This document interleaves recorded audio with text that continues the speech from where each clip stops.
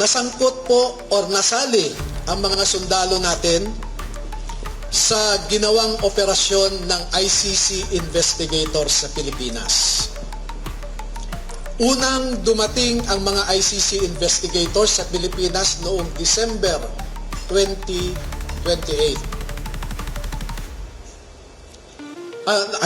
December of 2023.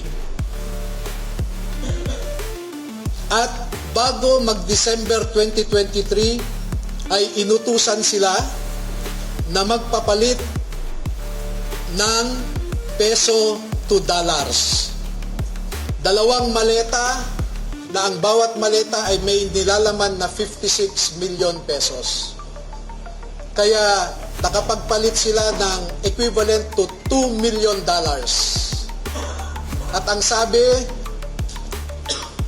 ng mga executive assistants ni Ginoong Saldico ay pinaghahandaan daw nila ang pagdating ng foreigners. At kalaunan ay nakilala ng mga ito na ang foreigners na binabanggit ay mga ICC investigators. At nakapaloob dito na ang ginawa nila ay mag-interview ng mga witnesses na ipinapaarating sa kanila ni Sunny Trillanes. Wala silang ibang in-interview na mga witnesses kundi ang mga tao lamang na pinapadala ni Sunny Trillanes.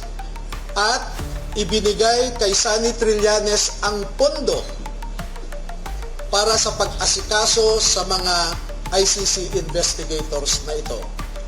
Kaya naman po, lahat ng sasakyan na ginamit, lahat ng hotel accommodations ay sinagot ni Saldico at saka ni Sunny Trillanes.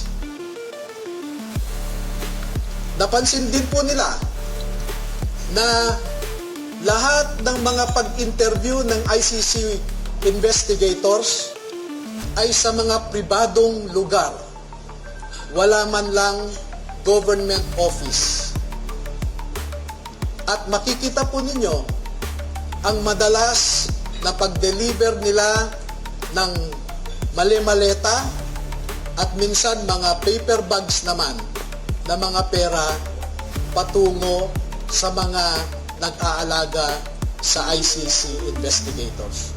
Lahat ng pagkain nila, lahat ng ginamit nilang sasakyan, lahat ng hotel, lahat ng mga condominium units ay sinagot ng grupo ni Sunny Trillanes at saka ni Saldico.